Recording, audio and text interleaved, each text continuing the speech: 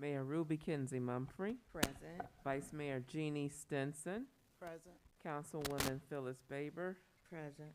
Councilwoman Linda Childs Jeter, Present. Councilman Durance Daniels, Present. Councilwoman Tanya Key, Present.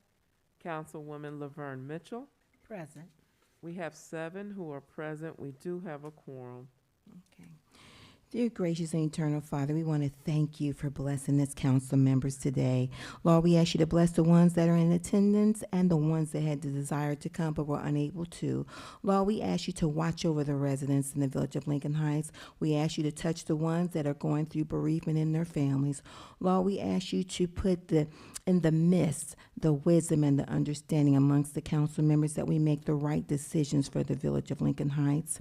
Lord, we ask you to touch our residents as well. And all these blessings I ask in Jesus' name we pray. Amen. Amen. Pledge of allegiance. Ooh, Lord.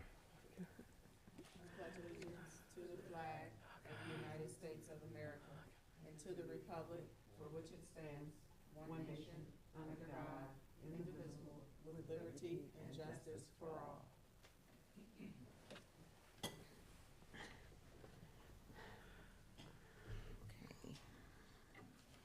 Is there a motion for the acceptance of the agenda?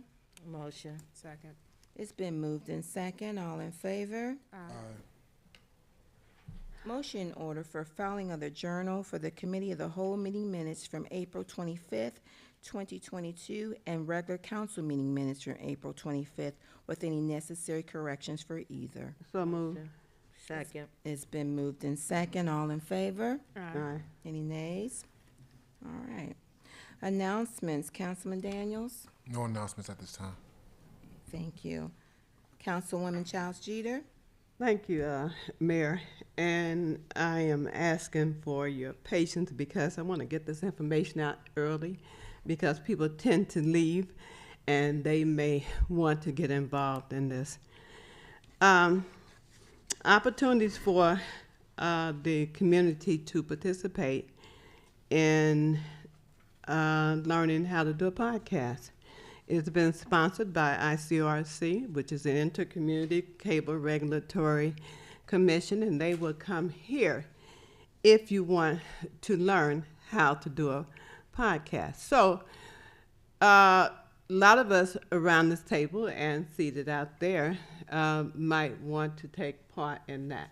So I have no more information for you other than just tell me yes, and I will inform them that that we want that to happen. I see that the manager is saying yes, and our tax collector says yes, and people are excited about this. Ms. Mitchell has already said yes, and others around the table. So if anyone's sitting out there, you can also do it.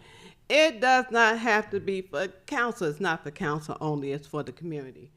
And there are rules that come with this. So they are gathering or putting together the rules along with a waiver for you to sign off. And then we'll have educational opportunities here at the village. If not, then I can sign you up to go to ICRC on the other side of Micro Center. So I hope that you want to do it. Any organizations that want to do it can do it. So it's not just for us. So I will tell them, yes, we are interested. The second thing I want to say is congratulations to the Village of Lincoln Heights. And we have been nominated for the 2022 Blue Chip nominations, and you do have a copy. And you see there are 50 different organizations listed here, and that is big competition. But it will take place at Redmore and Mount Lookout. Let me know if you want to go. It's on Thursday, May the 26th, 7 p.m. I think that's the right time. If not, I will give it a time. So thanks to Vice Mayor Jeannie Stinson, who actually was involved in the Diamond Jubilee Parade. And if you have not seen it, you can go to ICRC and look at that parade. It's beautiful. And she actually was speaking in it. So because of her, they did select that particular event to put us in for blue chip nomination. So just let me know at the end of this if you want to go. And I would let him know that we are coming to support and hope that we bring something home for the village of Lincoln Heights. But at least we can say, people are hearing our name now. Do you hear me now?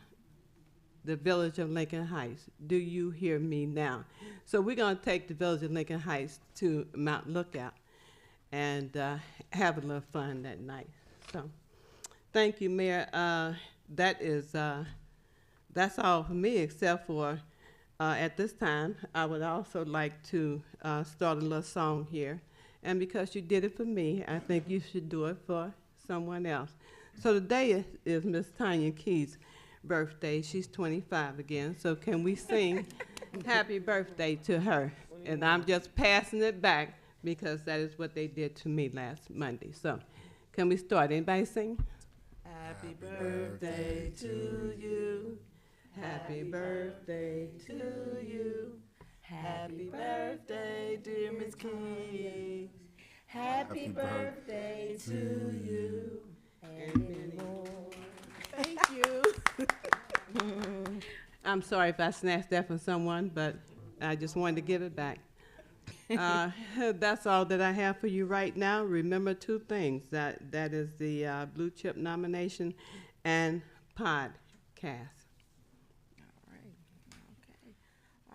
Any announcement, Councilwoman?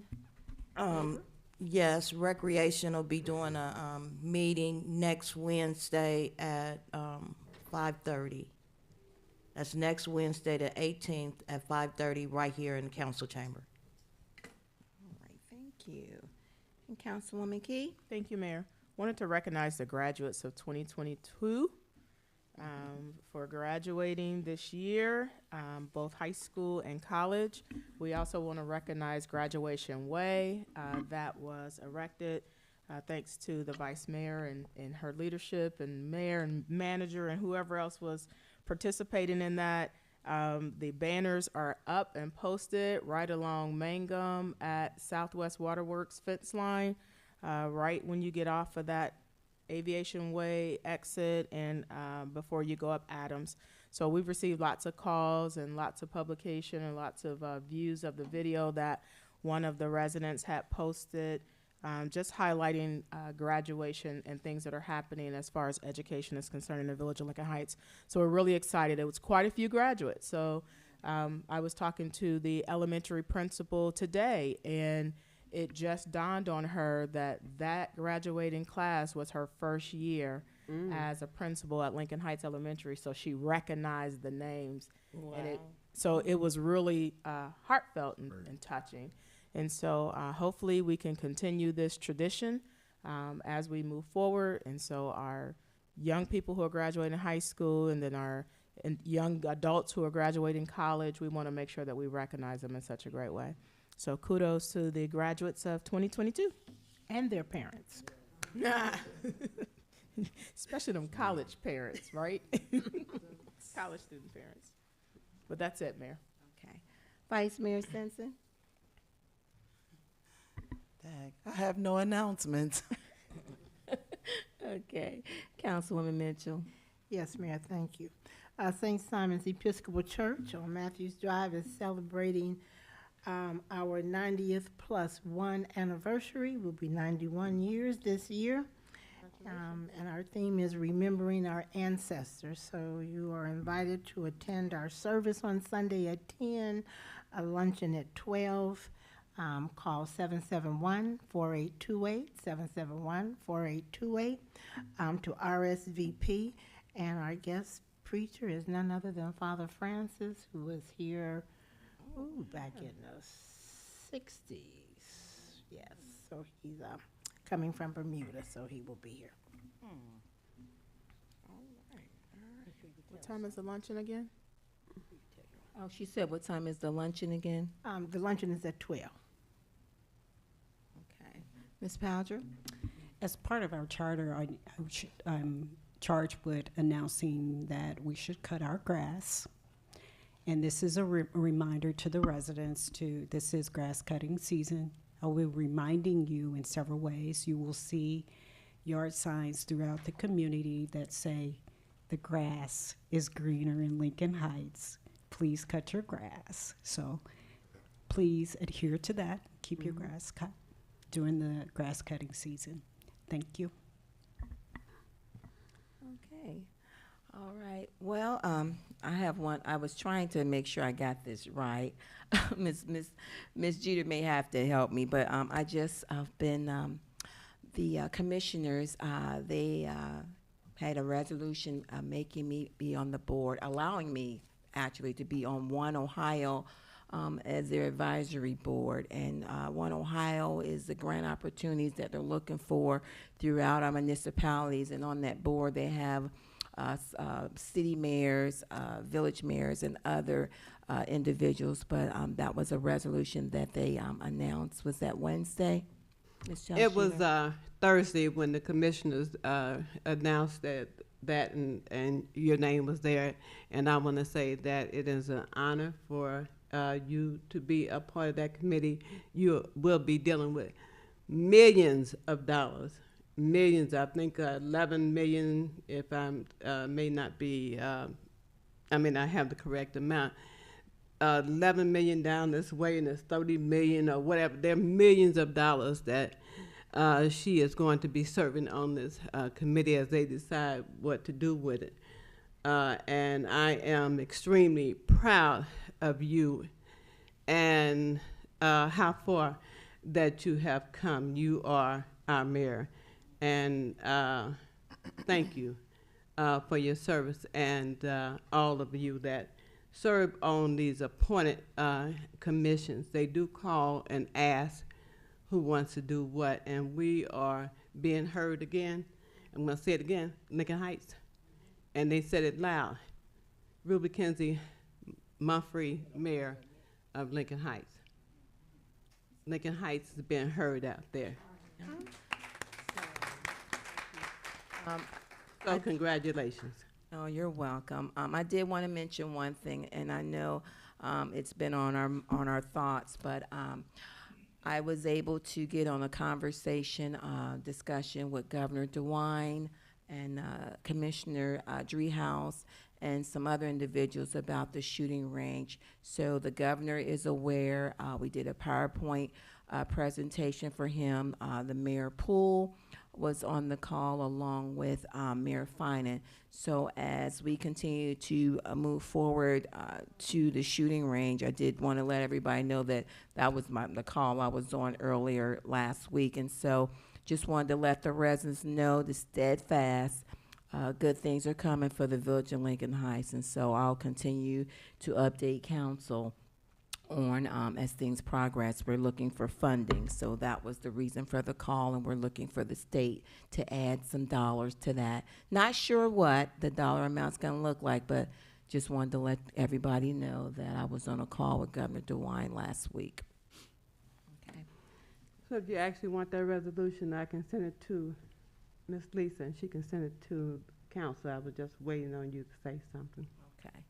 Yes, she can send it. Thank you. All right, so that's my info. Okay. All right, so we're gonna move on. And so we have Mr. Pete, is it Schreigerot?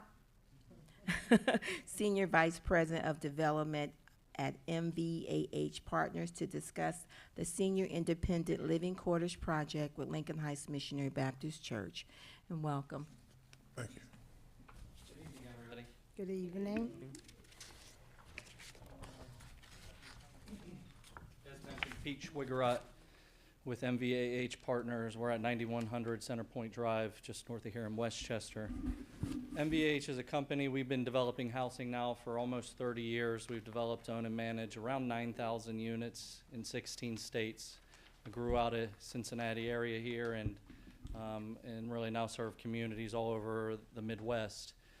With a variety of housing types. We build senior independent living. We also build workforce apartments as well.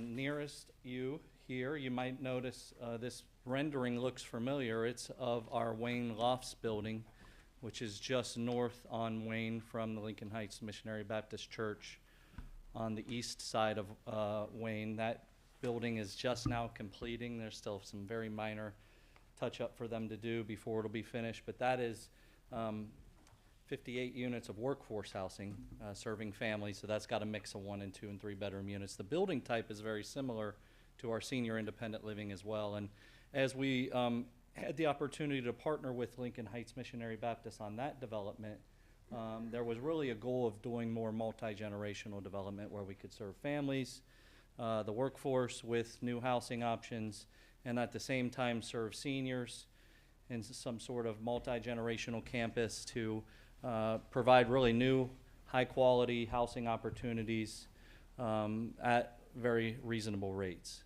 utilizing state and federal programs. I'll go into that here in a second.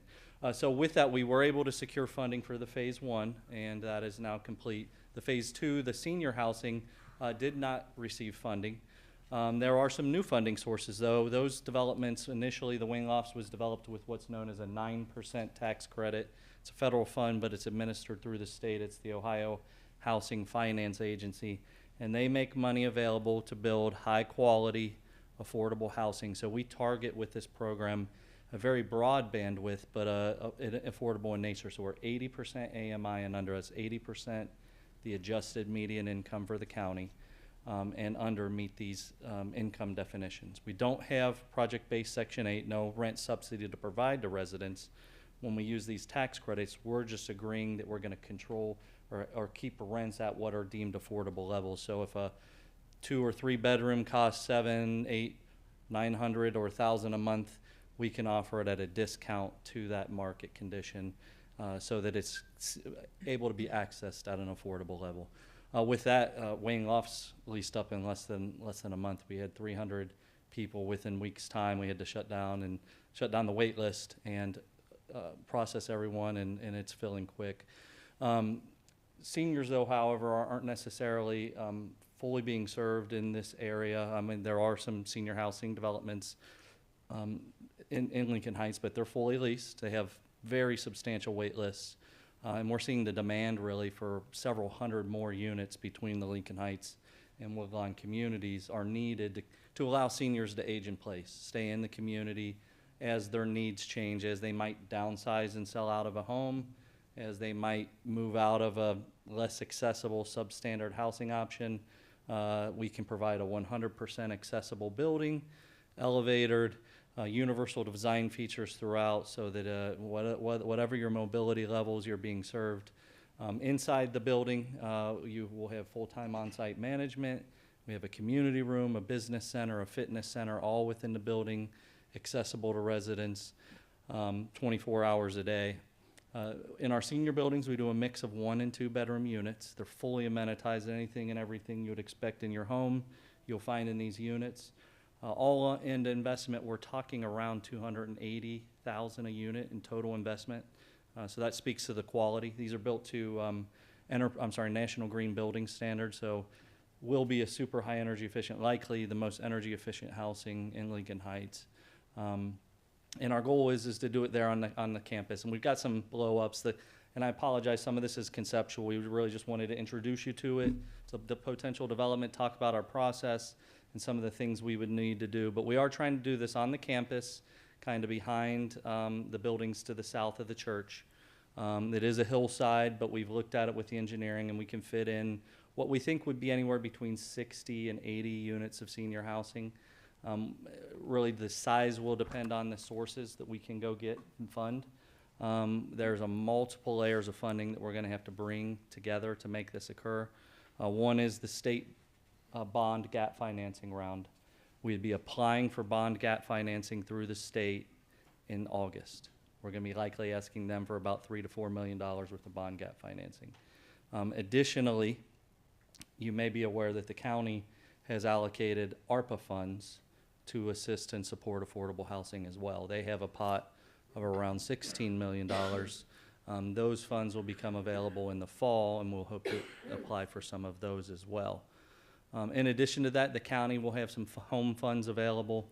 And then we are hopeful, one of the ways that when we compete at the state level for their funding, having some local resources or incentives as part of that is helpful too. So we'll hopefully be leveraging those county funds, but also hopefully you might consider a tax abatement like what was provided for Wayne Lofts to help provide some additional funding to act as a matching fund as we go try and secure those funds at the state level. All said and told, if we're 60 to 80 units, we're talking about anywhere from 15 to 20, 22 million in total investment. While it is on the church campus, the site would be split off, and it would be a for-profit entity, a taxable entity. So it would generate new increment, as well as with that tax abatement that might be offset to some extent for the term of the tax abatement, but it would generate new increment that right now isn't being generated on the campus because of its church designation. So there are some economic development pieces, but I think more importantly, community development pieces, and this will allow us to serve 60 plus senior households in your community and provide a really nice, high quality living environment for them. And we need your help in a few ways as we go apply to the state. We'll be bringing, hopefully, if this is of interest to you, we might have to bring forward some zoning. It would either be a rezoning or possibly a special or exception. We're working with your zoning department and code department to kind of finalize and determine what the best path is. If it's a rezoning, it would come back in front of you. If it's a special use, it may just go to Planning Commission or your BZA. We're still solving that, but either way, we want you to be aware. And then we are hopeful that in our application to the state that we might be able to show them that there are some local incentives, preferably some level of tax abatement. And then from there, we would want to better detail some concept plans and get those in front of you as well. This is kind of a conceptual version of the building. We've already talked to the church about some edits and changes. We still do have to better detail the site plan and make sure we fit into their campus in the very best way possible. So you'll see some evolution as we go through this. This was just an introduction. I want you to be aware of what we're trying to do, and that way as you're seeing us work through those possible zoning places or possibly coming back in a month or so to see if you might be amenable to writing a letter of support and possibly committing to some level of tax abatement conditioned upon us going and getting these funds from the state and from the county and actually being able to bring all this together. So we're excited to be here, happy to be neighbors in Woodlawn right now, and hopefully I'd love to come down here and serve families in your community as well. So happy to answer any questions you may have. Any questions? Yes, I have a question. Okay, Ms. So could you Mitchell. go back over what you mentioned about, is this 202? No, the Okay, tax credit using the 4% bond program. 4%. Oh, I thought you said 9%, but, The previous development, Oh, Wayne okay. Lofts, was 9%. We applied for 9% and were denied the senior deal, so now we're trying to do it as a 4% deal. okay, and so would it be voucher? So we don't have any vouchers ourselves to provide to residents. Now, Okay. a individual resident in the community or out there who has their own voucher could potentially utilize it there as long as they met all of the other income criteria and requirements of occupancy. Okay. And Madam Mayor? mentioned BZA. Board of Zoning Appeals. Right, I just wanted to say to us, Okay, we go need to ahead. get one. We don't have a BZA, so we need to get one. A A BZA? Board of Zoning Appeals, that's one of our boards and commissions we're supposed to have. Okay, I heard some chatter on this side. Councilman Daniels? Yeah, just my question as we regards to senior housing. I always think about our seniors who also taking care of either teenagers or young people as well. Will there be a restriction if that's the case? If they're a senior and they're also caring for a minor? Yeah, it's a good question, and I'll clarify a few points. Number one, our senior designation is 55 plus. Now, in our senior facilities, we have around 2,500 units in our portfolio of senior housing. We average a 78 to 80-year-old resident in this building, so it is generally, even though it's 55 plus, a much older age, downsizing out of a house, trying to stay independent as long as you can type of scenario. That's who we serve the most. That said, whether they're 75 or 55, sometimes that might leave a scenario or two where a child of is a guardian is over that 55 age and could qualify.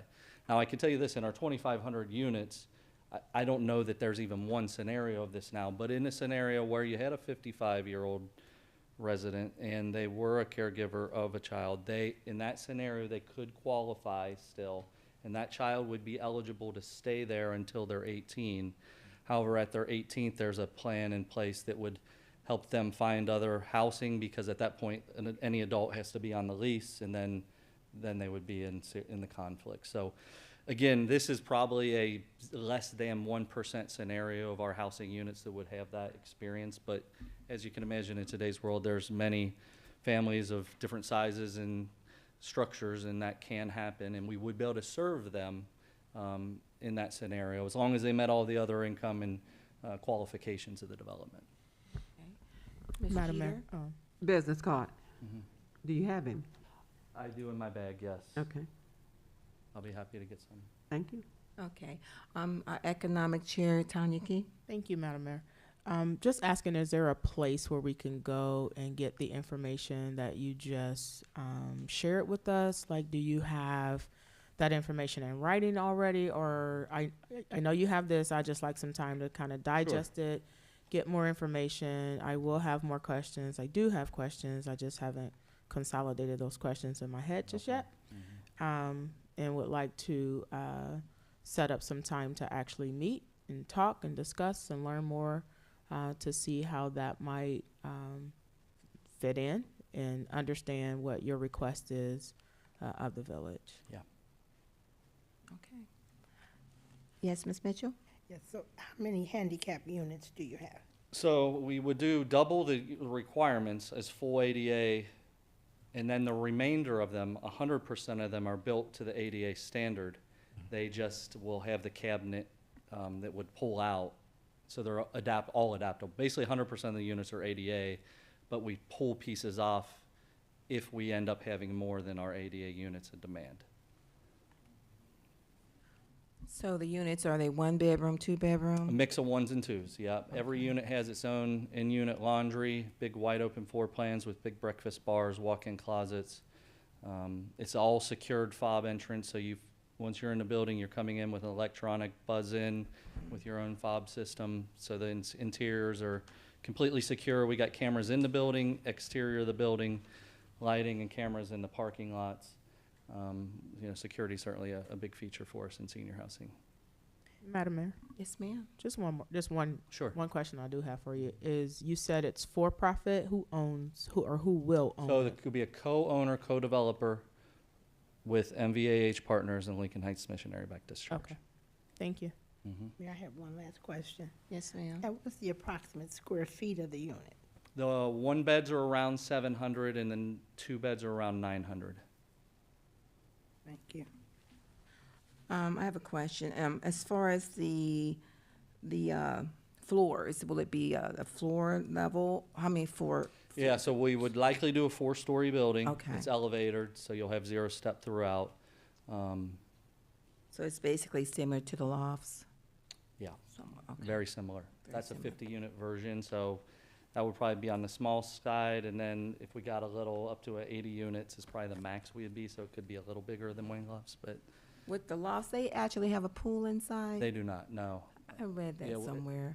No, I wish we could bring that level of amenity, They have but that listed. it's also just unfortunately like liability and insurance issues make it about impossible these I days. saw that The somewhere. Lofts has an outdoor shelter and playground, fenced in, kind of secure playground. They have a community room, a business center, a fitness center, just like the senior. Really, the only difference between our senior buildings and our multifamily or workforce buildings is we don't have the 3-bed unit. And a 2-bed, 2-bath in our family unit becomes a 2-bed, 1-bath in the senior unit, and then they get some bigger closets because of that bathroom kind of going away.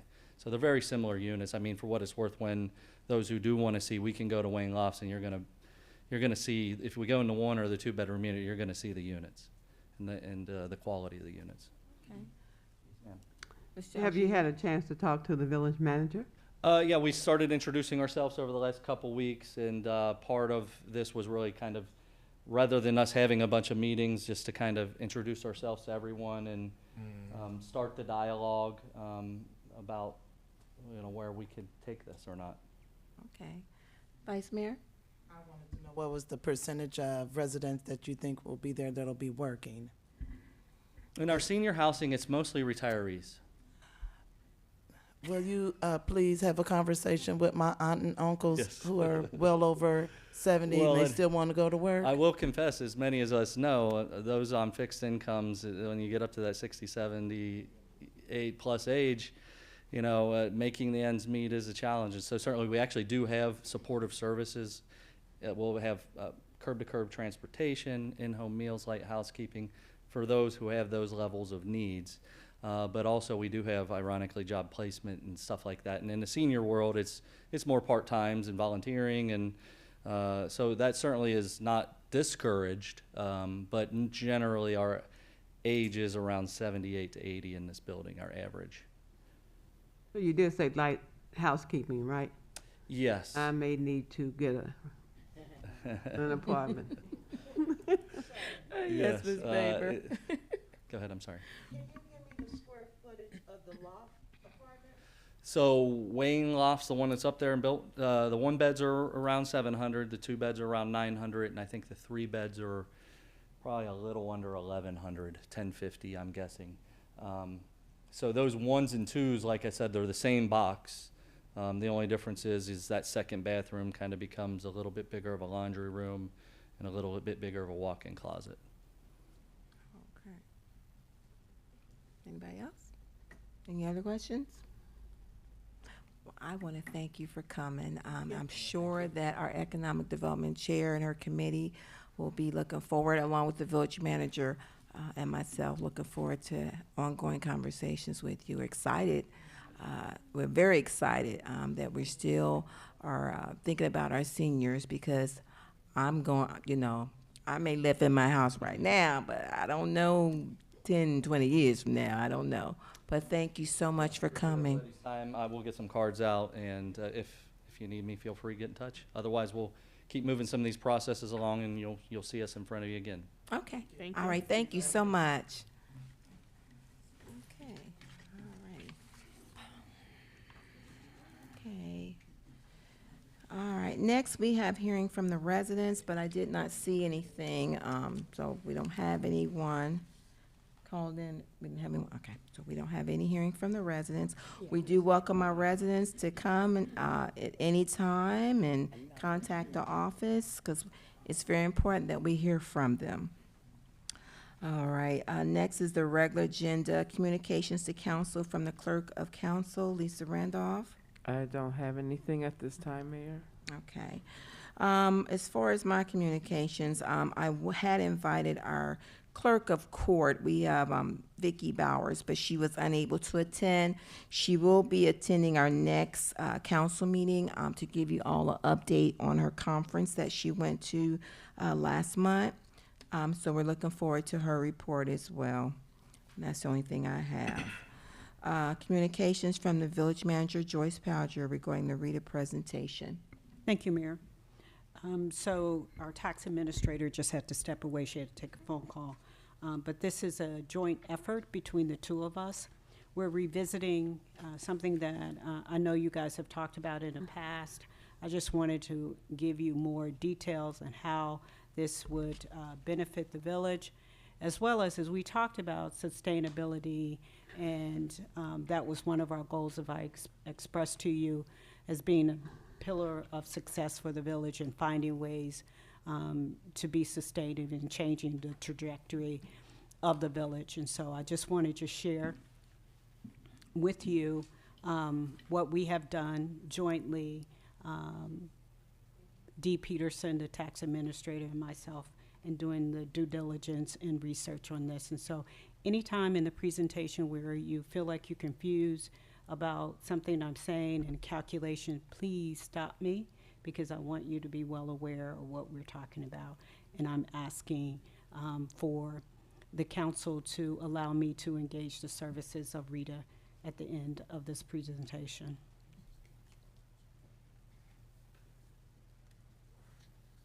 So as I tell you, I wanted to share with you, kind of look like historically what we have done in terms of collecting tax from the residents, and show you how I made my analysis using some assumptions outlined in Policy Map, which is a document that was created by the Local Initiative Support Corporation, LISC, provided that data for us.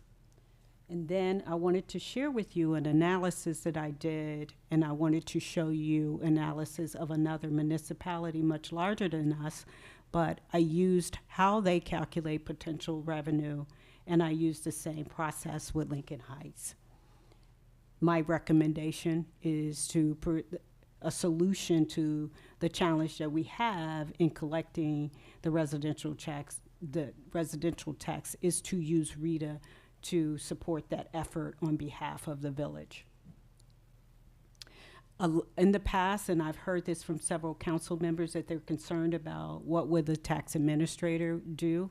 I would like for her, if she comes back in time, to share, but I do also have a couple of ways that we will continue to use her work here in the village. And then at the end, I just want to open it up to questions if you have additional questions at the end. But feel free to stop me during the presentation. It's only about 10 slides, and I'll walk you through that now. Is that okay with everybody? So here on this slide, I'd like to show you a 3-year history of tax that we've collected. It may not be as clear there, but I'll just speak what I'm showing you on the slide. For example, in the year of 2019, 448 residents out of 3,300 plus residents filed their tax returns with the village. In that year, those returns were for years 2010, it could have been for 2013, as you can see, 2017, 2018, people filed, 163 people filed in 2018, and just for the year of 2019, we had 117 residents. So for that year, we had a total again of 448 residents. We collected $80,887 and some change, so about $888. In year 2020, you see the same kind of scenario happening, but we collected 400 residential tax from 429 residents, and we collected $72,571.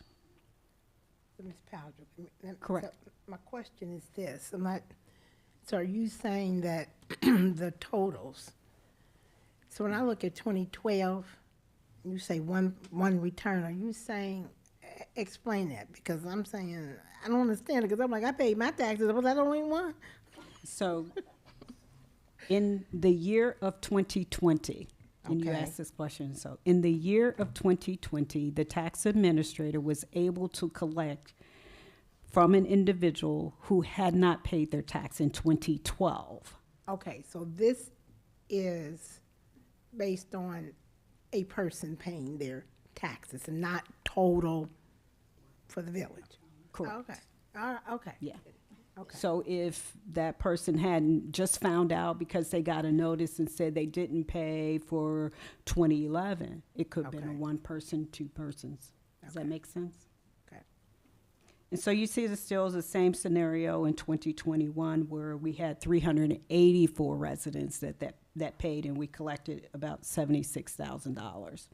So you can see it's generally around the same dollar amount. I don't have the average, but we're talking about 70-something thousand on average that we're currently collecting from residents. Now, keep in mind, we have 3,000 and 300-plus residents in the village. That doesn't mean they're all wage earners, but we feel like about 1,758 are wage earners in the village. And how do I know that? It's the data that was done by Policy Map, which states that working age of 18 to 64, we have a total residents of 1,758 residents. Madam Chair, but is there a way to determine how many of that 1758 were actually working? So this is employable folks. So that I cannot, so I'm just using it as an example of assumptions to create an analysis for you. Does that make sense? And so as we go down further, the policy map data breaks that down by income. So what it is saying is there are 51% of the residents who make $25,000 or less in the village. There are 10% that make between $25,000 and a little less than $35,000. And less than $50,000 is about 14%.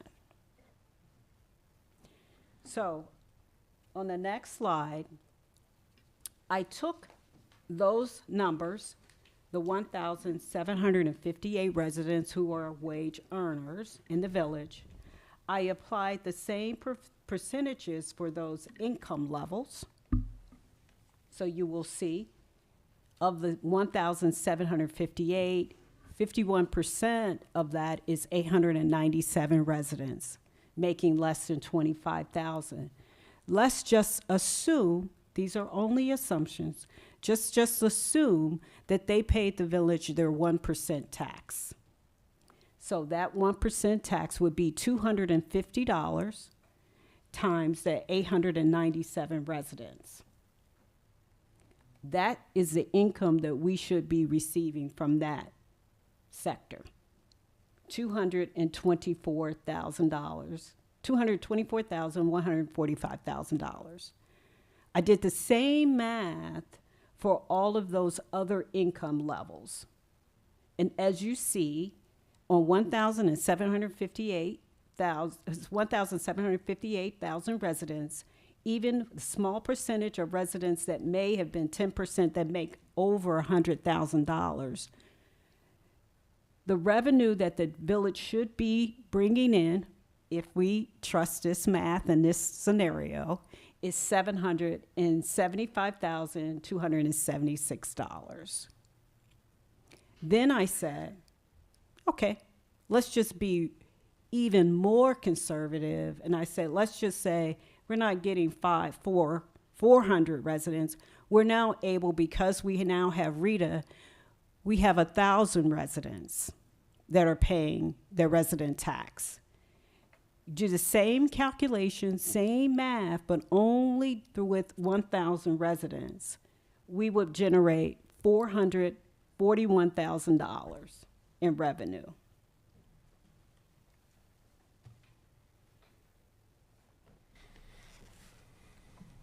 Any questions so far?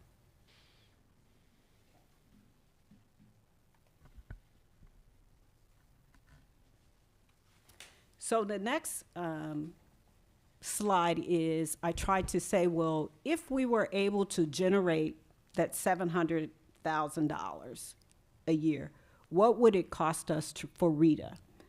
And Rita does it by a calculation of how many times they have to send a receipt, a refund, or penalty calculation. Anytime a resident has to touch Rita, that is considered a transaction.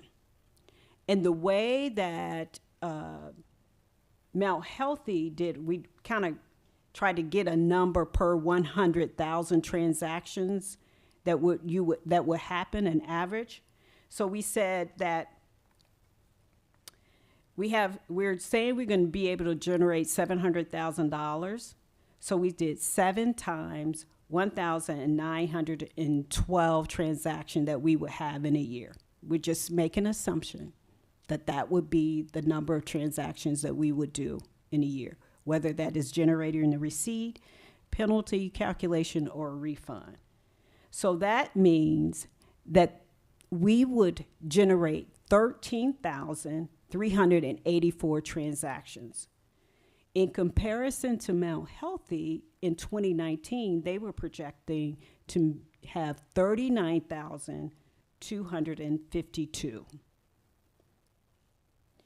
So we did the calculation as a percentage of what we would be paying Rita based on the generation of income and a percentage of total transaction that Rita generates overall. So what the village pays as a fee to Rita is you pay a percentage based upon the number of transactions that occurred with Rita.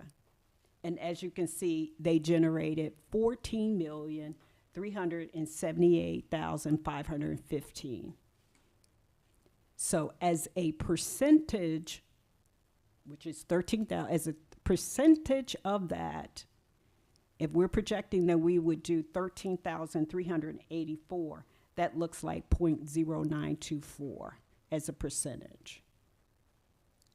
So we take and calculate that towards what we generate as a fee, and we come up with a fee of $24,705.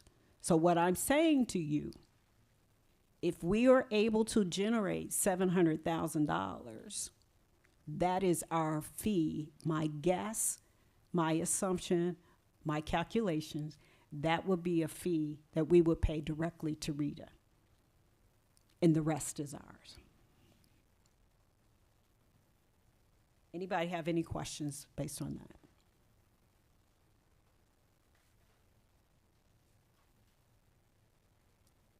So, projected cost that I'm saying is for Rita is $24,705.26 in that scenario if we were to generate $700,000 and dollars. The budgeted tax administrator salary is $26,182.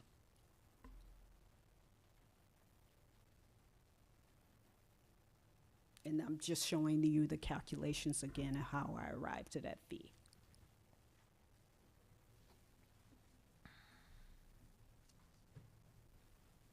So we talk about, well, how do we get there?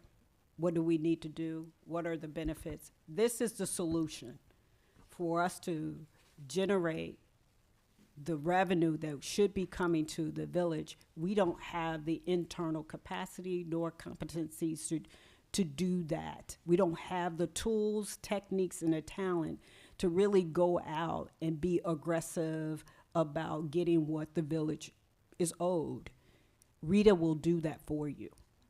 Rita has the ability to connect with the feds. They have a contract where the information from the federal government will go to Rita and will identify those individuals.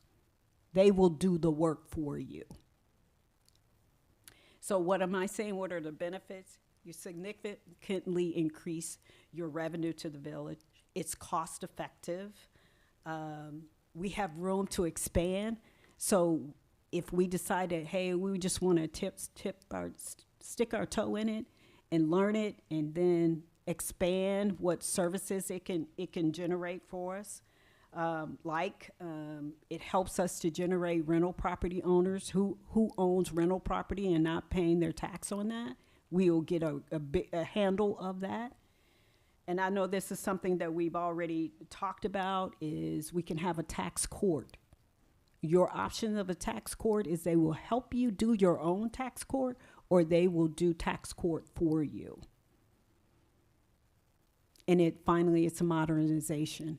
We're bringing the village of Lincoln Heights up to where most villages, municipalities are moving, is to Rita.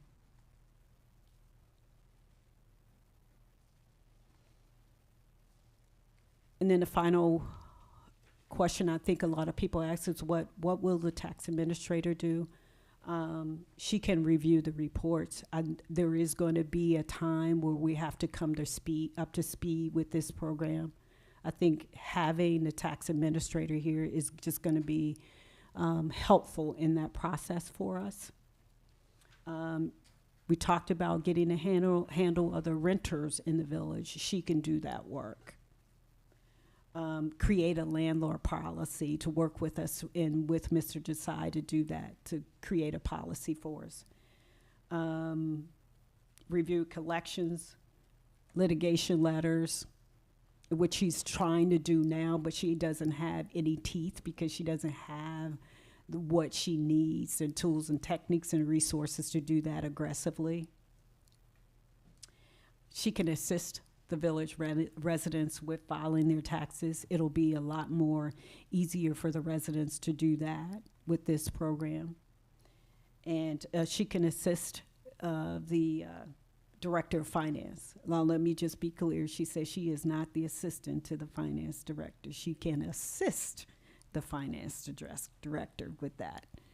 And so I think I think this is a great opportunity for the village.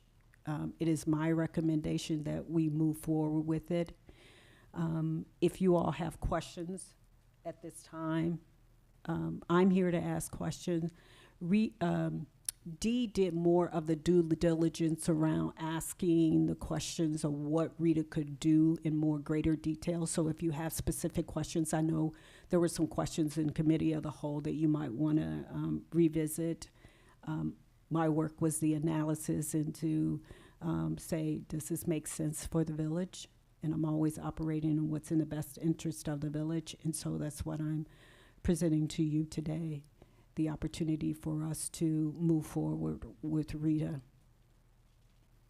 Are there any questions? Vice Mayor? My question is the salary. Would it be pay Rita $24,000 as well as whatever on top of whatever the tax administrative salary is? So that's like an additional job. I think it's a good idea, but I'm just trying to see, is that like an additional job that was created that now is a $24,000 salary? It is her salary still. $24,000 consultant. Madam Mayor, her salary stays the same, but you're paying Rita to do the work based on what you generate. So it's paying for itself, and you do have, remaining income from it. So whatever you generate, if you generated $100,000, that percentage is attached, what we would pay Rita is attached to that $100,000. So at this point, I think, Vice Mayor, you asked me the question, can we afford both? I think we can, because one is paying for itself. Ms. Mitchell, did you have a question? Yeah, I have several, so can I ask them? Because if I can't ask all of them tonight, I really would like to see this referred to the Finance Committee for more discussion. I'll tell you what, you want to answer a couple, then I want to make it fair to everybody, so That's fine. then I'll come back to you. So explain when you say opportunity to documentation of rental property owners. I mean, I think it said policy, so we already have an ordinance for that. So are you saying what? I guess the question is, why haven't we enforced that policy already? Dee? Yeah. The policies that we have in place is great, but when you have time. So I'm finding people who have rental property within the village by their tax returns. So Schedule C.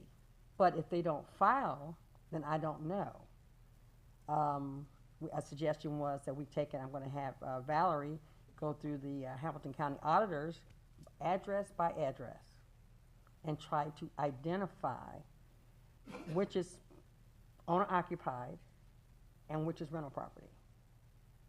Okay, so we never approached Mariana Terrace, Oak Park.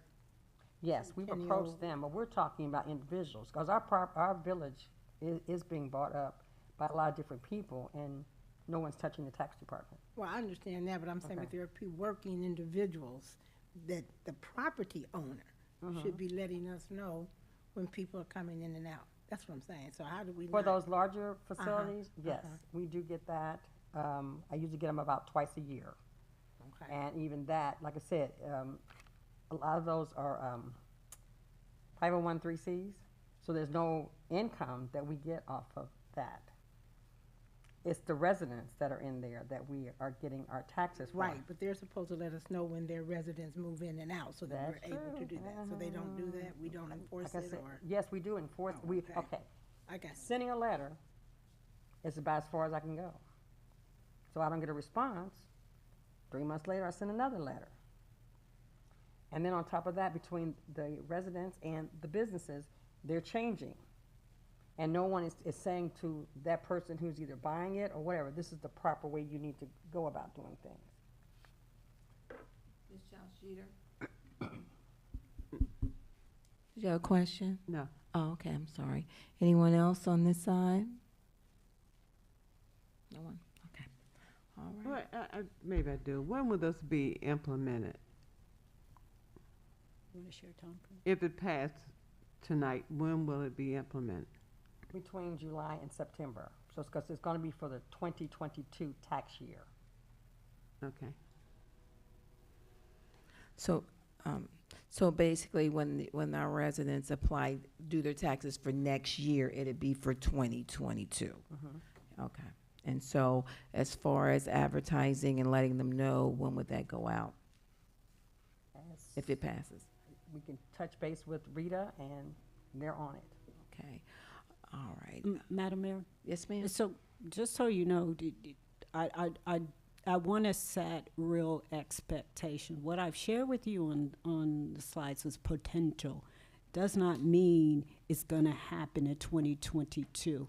They have to gather the data and start going after it. I mean, they'll get around to everybody, and I think we'll reach that number. But I just want to have really clear expectations, and I can, share that with you going forward, or what that projection, because Rita can do that. This is just my calculations of saying what is the full potential of revenue that we as a village are missing out on, and based on the assumptions that I think are quite conservative. Okay. Madam Mayor? Yes, ma'am. So, I'm I'm sorry, sorry. one piece of information, Rita can go back as far as 7 years. Okay. All right. Yes. Madam Mayor, I think there's been a lot of conversation around tax collection for many, many years now. I think going to a systematic way of collecting taxes is economical for us as well as efficient for us. I'm hearing, and I don't want to make any assumptions from our tax administrator, that this will be an enhancement to her current work, who I know has worked very hard, and we've seen it over the last year or two with the amount of revenue that's been collected from taxes. I believe that we all agree that everyone should pay their fair share of taxes. We all around the table have to pay our fair share of taxes. And I think that as a municipality, it's prudent for us to be sure that we have a system that, number one, will allow residents to do so in the most efficient way. Because currently, the way in which we do it is cumbersome for the person who's paying the taxes. I know myself personally, I don't know everyone else's situation, but I do all my other taxes electronically, and then I have to do a paper form for the village for various reasons. I don't know why. I can't get it to work in the system, and we tried to look at it. We don't exactly know why, but I think it is prudent for us to look at this. I would recommend passing the legislation, but I also hear the chair of finance. I look at, how do we have continued conversation about it without delaying the process? Because we are just coming out of tax season, so it would make, to me, most sense to go ahead and make a transition if we were going to do so now, so that we have some time to to do our conversions, whatever we need to do to prepare for the next tax season. Yes, Ms. Peterson? Another added note is we have been with CMI probably ever since we've gone this electronically, and they are currently phasing out, discontinuing the program that we use. So if we don't go to Rita, then we're going to have to pay CMI for a better program. And I just don't know if our computer system or whatever will be able to handle it. We might go from doing better to doing worse. So it was like a choice, you know, do we invest more money into the CMI system? And that's a system that even the finance department has gotten away from. So that would be another, I think it's $38,000 for them to put that system in. We're gonna be on a waiting list, and they're gonna discontinue that system in '23. Yep, next year. That's another thing you should be aware of. Okay. Ms. Mitchell? So you're saying CMI, so I'm confused. Aren't we going to UAN, and are we using CMI with that, or I'm confused. I thought we were doing away with UNI does CMI. not do a tax program, so you're doing the finance program, Right, so, but it doesn't do the tax. They don't have a tax program. right, CMI, but the UAN, how does that affect the taxes? I'm confused. They don't do tax. They don't have, Oh, that's what I'm you're saying, they don't have. UAN, I was saying CMI, but you're saying CMI, Has the Can- tax, but it's our current program. okay. And UAN, you're going to, for the finance, does not have a tax program. Okay. Yeah, kinda so we were putting the going, cart so before anyway, the this horse. year, we were gonna end up having two different systems. I was gonna have CMI, finance was gonna have UAN. Okay, so, Madam Chair. Yes, ma'am. But with UAN, the reason we're moving to UAN is because of the communication from us, the tax auditors. It is more user-friendly using UAN, and that's why we decided to move that and transition to UAN. A lot of what I'm sharing with you today, when we talk about comparing ourselves, not that we should, compare ourselves to other municipalities, most municipalities are moving away from CMI, they're moving towards UAN and Rita. Every peer that I've talked to has said, oh, you gotta do it. You gotta do it. And so I'm sure they want to see the village succeed. I'm sure they're not telling me anything that is not true or correct. I just think this is the way that we should go. Yes, it's going to be a transition. When you transition, there are going to be some challenges, but I think we're up to the challenge. We recognize it, but it's in the best interest of the village, in the sustainability of the village, the direction that we're going with these initiatives. I have a question, because she mentioned just residential for its businesses. So the business part will still be in-house as far as the collection for the business, or that's also, Everything. okay. Madam Mayor, Mm-hmm. we just wanted to highlight the residents because we're just not getting our fair share of that. Businesses, they get it. Yeah. It's I just do, a fair share I of do residents. remember Ms. Peterson mentioning how many letters came back. I'm not remembering how many, but when you did send out the letters, how many came back? I probably got about 200 back, but we sent out 1,100? 1,500. Okay. And I might have gotten a response of 200. Got a lot of calls, which is what threw me behind. 200 came back, so there's another 600 to 800 that they don't even respond. And that was a big mail out. Okay. That was one of the biggest mail outs I've done. Okay. So as far fine. as Rita, like for some residents, and Councilwoman Key mentioned about she had to turn into a paper copy. So I do know when we have done Rita with H&R Block, the system is at times you have to tweak it to get the numbers to go through the computer system. So as far as the residents, will we have the capability of them to come down, see you fill out a Rita and have them send it out that way? Yes, we can do that option. They give us like 3 options Okay. on how involved they are. I went for the middle. I Okay. would go for the middle. Madam Mayor, and when I'm talking to other municipalities, Rita has made themselves available where people can come in. They've made themselves available maybe in the village, so people will have during tax season, that people can come in and ask questions. I think that would be good, if we decide to go this route because a lot of people don't know what REIT even stands for. It's Regional Income Tax Agency. Yes. For people that are not sure. Everything is initials, but that's what it is.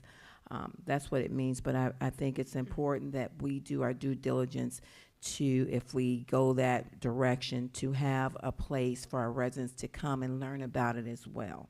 They may not, because, when you say tax, a lot of people do scare away from it, even the ones that they don't owe taxes, but since Lincoln Heights is mandatory, they still have to file. So I think if we decide to go this option, we do need to have a workshop or something leading into it, because it won't affect what's going on now, but to get them ready for next year. Because as we have it listed, I know it's going to be a deadline to have it in, because they have to let the state know that you're with Rita. So when it goes out to all the different tax companies, it will say Lincoln Heights is a RETA. And so that way it stands out, that there's no longer, things will change, whatever. But, And yeah. then also, when you talk about having a workshop, that's one of the things I've talked to several people when they come in. Because a lot of times people are coming at the last minute because they haven't did their other taxes. So I specifically I did it a couple of years back. I reached out to like all the agencies that do help people process their taxes, especially if they're on low income. So I said I was definitely going to do that again, start back to doing that. I think COVID kind of threw us all off. But like I said, we used to do that in this village. We used to have somebody come in and do tax preparing in this village. I don't know what happened to it. I don't know if we lost the connection or what.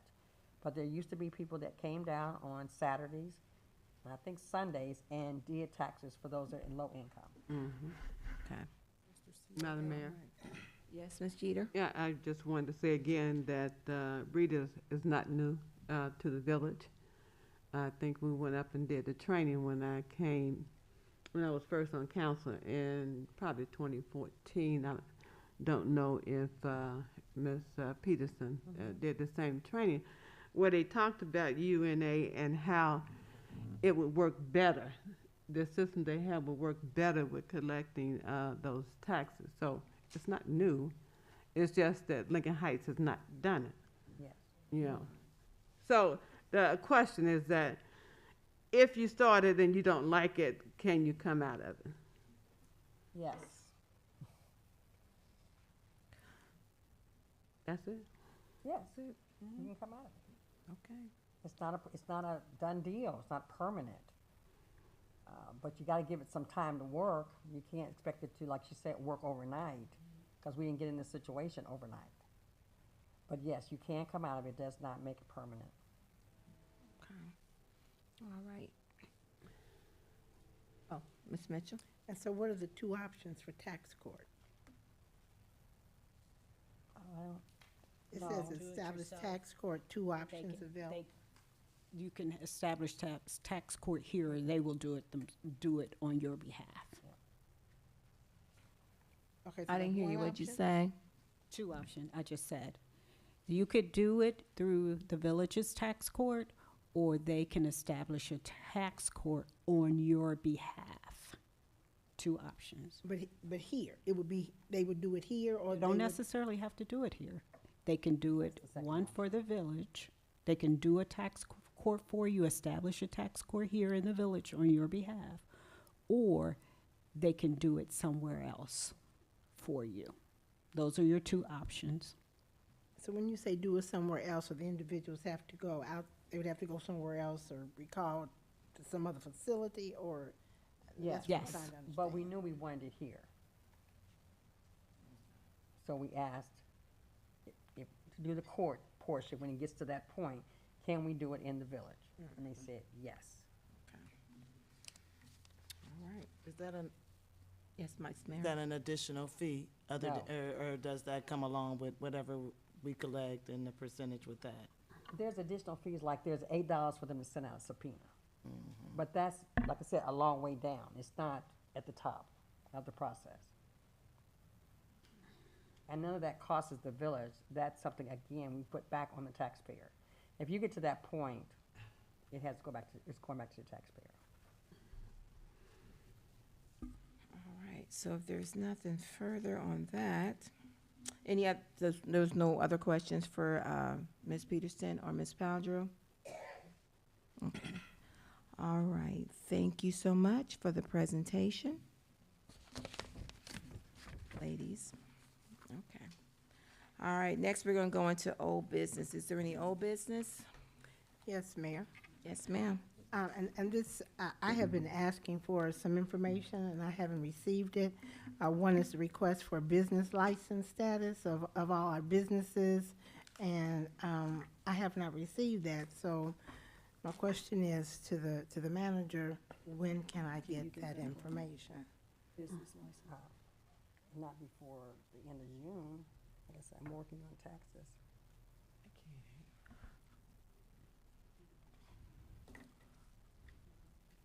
I don't make a list. I just send them out. So while that discussion is going on, Mayor, the other thing under old business, I had asked about the letter going out by May 10th. What is it? I can't hear you. Can't hear you. The letter going to, May 10th, going to the residents saying. Madam Mayor, Grass good. excuse me, Hold on. Councilwoman Mitchell, Ms. Paldrew and Ms. D can't hear what's going on because you all have those side conversations going on. So- Whatever it's about, but you also, it's being recorded and the people can see it. Thank you. Okay, I would like the first question asked, though, and then we can Okay. move to the second one. So- The question that Ms. Mitchell asked, the first one. Madam Mayor, Uh-huh. so the question was when she can get a business license. Dee and I would discuss that, and we'll try to get that to what we have to Councilwoman Mitchell as soon as possible. All right, Mayor, but I'm just saying, so I've been asking for this for like 2 months. It came out of our finance meeting, so I'd like to get that information before our meeting. next Before your Monday's finance meeting? Yes. Okay. And so the other thing was the May 10th letter. Ms. Powder made the announcement tonight. Not everybody watches ICRC, and I'm sure everybody does not go on our website to understand about the May 10th letter that our ordinance says, or resolution ordinance, whichever it is, says that we need to send out to our residents that talk about cleanliness of their property. Madam Mayor? Yes, ma'am. So the other piece is, by the 10th, we will have a robocall out. I have a poster to put onto the website, and doing yard signs for the village, and posting it on our Facebook page. Okay. All right. Okay. Anything else? Yes, No- Ms. Jeter? Yes, nothing door to door. No hanger, no piece of paper, no nothing, no postcard going door to door, because people do not go to the website. They do not, everyone does not get the robocall. So we need something that they can read. Madam Mayor? Yes, ma'am. If we do, there would probably likely be a cost to the village of doing that. Village staff did that for the community, the Reds community makeover, just to do that, and it kind of felt like that should be important that the residents knew before the wider public. If we did that, we would have to hire someone to do that, and the conversation is still, I did not mention it as an option because it's finding someone to do that on behalf of the village. To do what? Pass them out or mail them? Pass them out. What's wrong with mailing? If it's That's a it. postcard, That's a significant cost to the village when we're also trying to do, we will, here's the other piece that we're almost ready to send out our newsletter. We'll also put it in our newsletter. Okay. But it will be behind the May 10th. So we're doing some by doing yard signs, posting it on the website, doing the robocall, put it in on our Facebook page, and it'll ultimately end up also, that conversation will end up in our newsletter. Yeah, y'all signs are great if you read them, if you stop long enough to look at them, if nobody runs in the back of them while you're trying to read them, or if you don't put them in the yard, perhaps a big one would do a better job so people can see it. I drive past yard signs all the time. I have to go past them at least 15 times to find out what's on them, unless it's right there in my yard. So I'm just saying, if you want to reach the public, and they will talk about it. I didn't know. If you want to be sure that they know, then perhaps a larger banner, or we haven't considered costs in the past for different things. Put it on in the mail, postcard. But of course, it is too late. Okay. All right. That's it? All right. All right, okay, we're gonna move on. All right, so next is new business.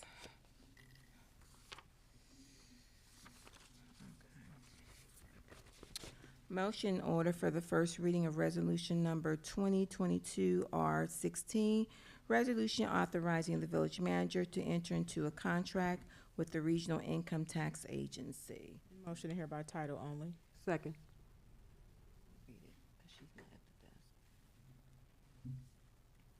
We have a motion to read by title. Do we have a second on that? I just said second. Second. It's been moved in second to read by title only. Roll call. Mm-hmm. Mr. Daniels? Yes, I'm sorry. Sorry, that threw me off for a second. Yes. Rule by yes. I was not expecting to hear you, Brother Deepak, say that. So sorry. Yes. Ms. Childs Jeter? Yes. Ms. Baber? Yes. Ms. Key? Yes. Ms. Mitchell? Yes. Vice Mayor? Yes. Mayor? Yes. So we have 7 yes, 0 nays. Motion passes. This will be the first reading.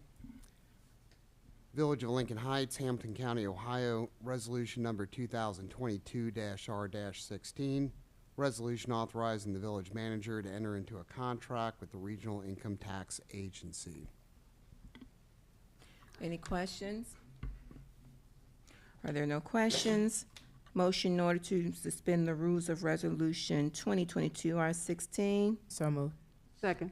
It's been moved in second. Roll call. Mr. Daniels? Yes. Ms. Childs Jeter? Yes. Ms. Baber? Abstain. Ms. Key? Yes. Ms. Mitchell? Abstain. Vice Mayor Stinson? Yes. Mayor Ruby Kinsey Mumphrey? Yes. We have 6 aye votes, no nay votes, and 1 abstention. You have Two two abstentions. abstentions.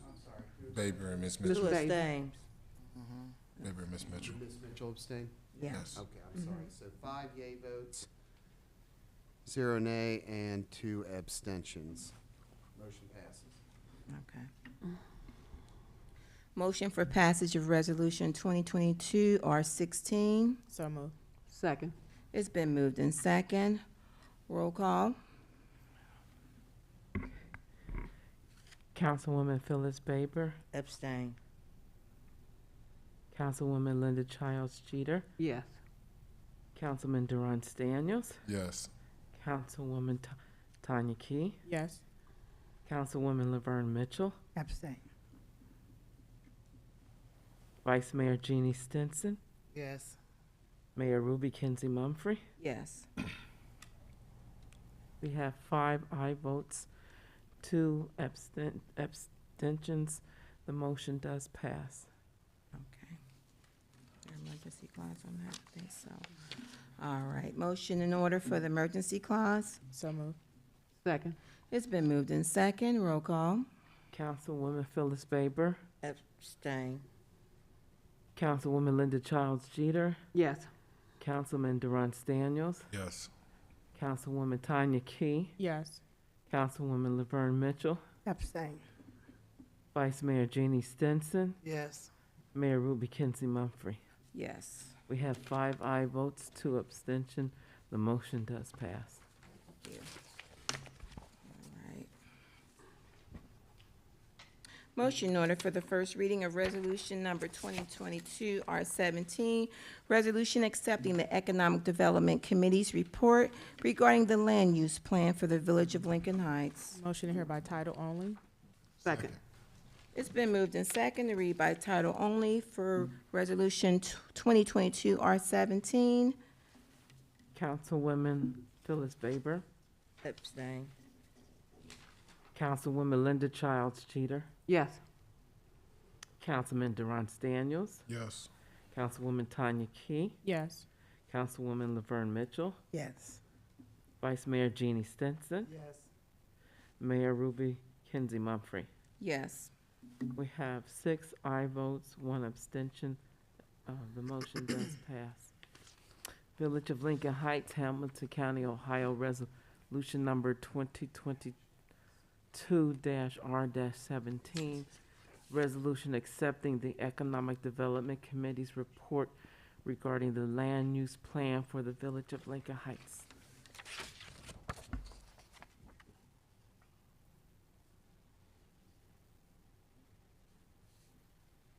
She has it, just not on here.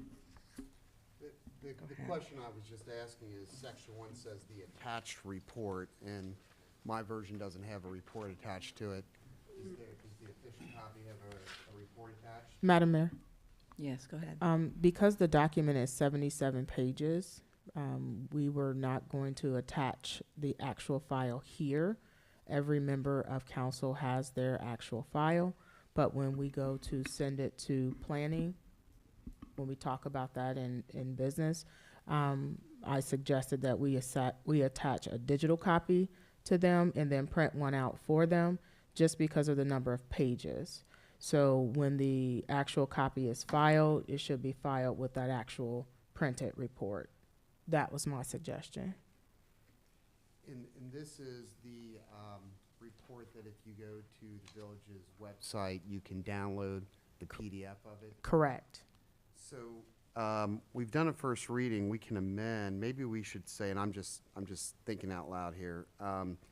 Section 1 could read the report from the Economic Development Committee located at, and then give the URL for it regarding, et cetera. Is that Makes sense to make me. sense? You know, Yeah. we'll Yeah, just- it we'll does, just yeah. amend it to put that Do, link, if you will, to it. Madam Mayor, do Yes, you need the sir. actual URL for the legislation right now? Like, we need to pull it up right now? Or do we? If you have that handy, that'd be great. Okay. Just- You pulled it up off the website or? Website, It's on the website. because that's what's, yeah, it's, well, So, Mr. Desai, you're saying put the link in here or what? Yeah, if I remember correctly, when I looked at it, there was a link in the email, and it took me directly to the document, so. Yeah. What we would do is we would just say, report from the Economic Development Committee located at, and then give the link. And that, I think, would take care of the concern. Did you pull it up? oh, yes, yeah, yeah. It's under forms and documents.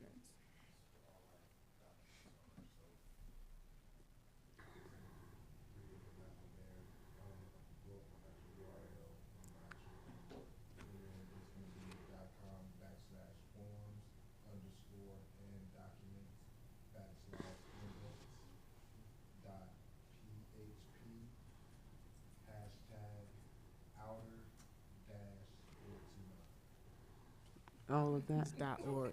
So, yeah, so it's just our regular website.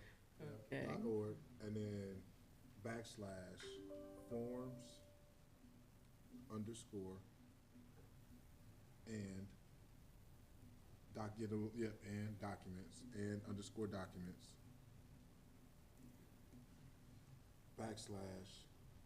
/ index dot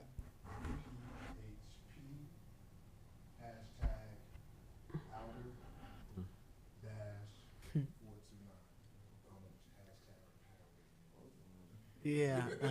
Number sign. So, can I maybe suggest this? How about if I state the motion, and then if somebody wants to make it, they can say so moved? Absolutely. Okay. A motion to amend Resolution 2022-R-17, Section 1, to read the attached report from the Economic Development Committee located at https://www.vlaho.org/forms_documents/index.php regarding the Village of Lincoln Heights Land Use Plan Update and Development Strategy dated September 29th, 2021 is hereby accepted. So moved. Second. It's been moved in second. Roll call. Councilwoman Phyllis Baber. Abstain. Councilwoman Linda Childs Jeter. Yes. Councilman Durant Daniels. Yes. Councilwoman Tanya Key. Yes. Councilwoman Laverne Mitchell. Yes. Vice Mayor Jeannie Stinson. Yes. Mayor Ruby Kinsey Mumphrey. Yes. We have 6 aye votes, 1 abstention. The motion does pass. Motion to suspend the rules. Second. It's been moved in second. Roll call.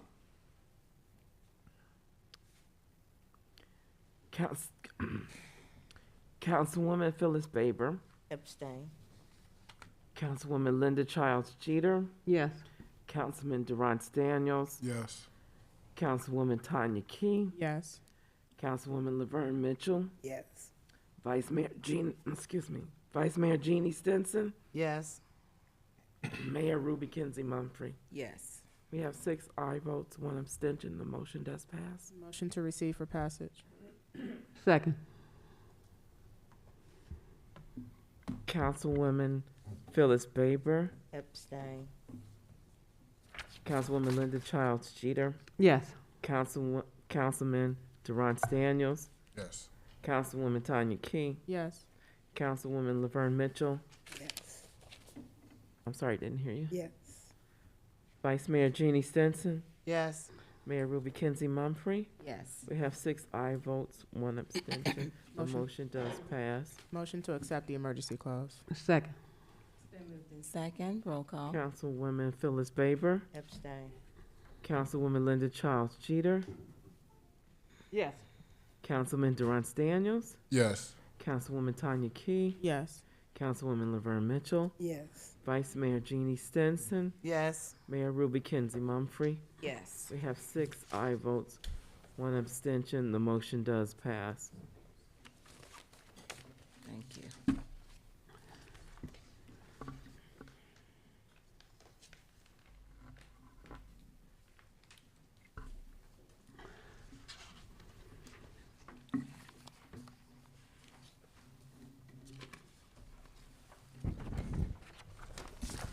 Mayor, I'd like to make a motion that we go into executive session to discuss pending litigations.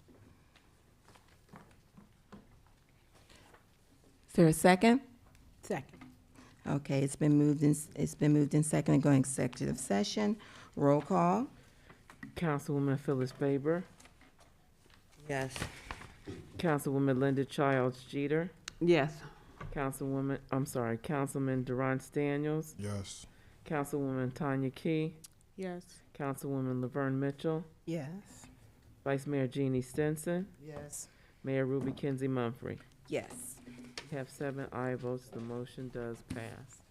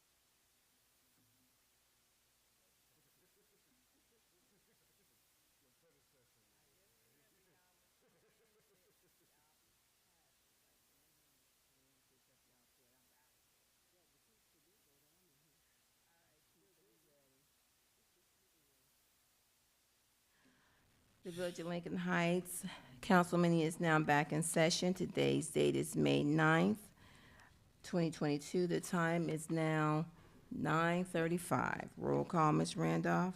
Councilwoman Phyllis Baber. Present. Councilwoman Linda Childs Jeter. Present. Councilman Durant Daniels. Present. Councilwoman Tanya Key. Present. Councilwoman Laverne Mitchell. Vice Mayor Jeannie Stinson. Present. Mayor Ruby Kinsey Mumphrey. Present. We have 7 who are present. We do have a quorum. Is there any miscellaneous business? Yes, I have one piece I want to clear up for the public, Mm-hmm. and that is those millions of dollars that I talked about where Mayor Kinsey Mumphrey is serving on is for Ohio. It's not for the Village of Lincoln Heights, so I don't want to get those calls when I get home or tomorrow. Okay. All right, thank you. And I'll be giving them a further update on it. We have our actual first meeting on the 11th, so I'll be updating council on that. I do know it has to do with the opiate legislation that we did. Mm-hmm. So if there's nothing further, is Madam there? Mayor, Yes, ma'am, I'm I'd like to sorry. make a motion to refer to Land Use Plan Update and Development Strategy Report that was adopted on Resolution 2022 R17 to Planning Commission for review and recommendations. I second that. Okay, it's been moved in second. You want to vote? Roll call. Councilwoman Phyllis Baber. Abstain. Councilwoman Linda Childs Jeter. Yes. Councilman Durant Daniels. Yes. Councilwoman Tanya Key. Yes. Councilwoman Laverne Mitchell. Yes. Vice Mayor Jeannie Stinson. Yes. Mayor Ruby Kinsey Mumphrey. Yes. We have 6 aye votes, 1 abstention. The motion does pass. Okay, all right. If there's nothing further, Motion to adjourn. Second. it's been moved in second. All in favor? Aye. Have a good night.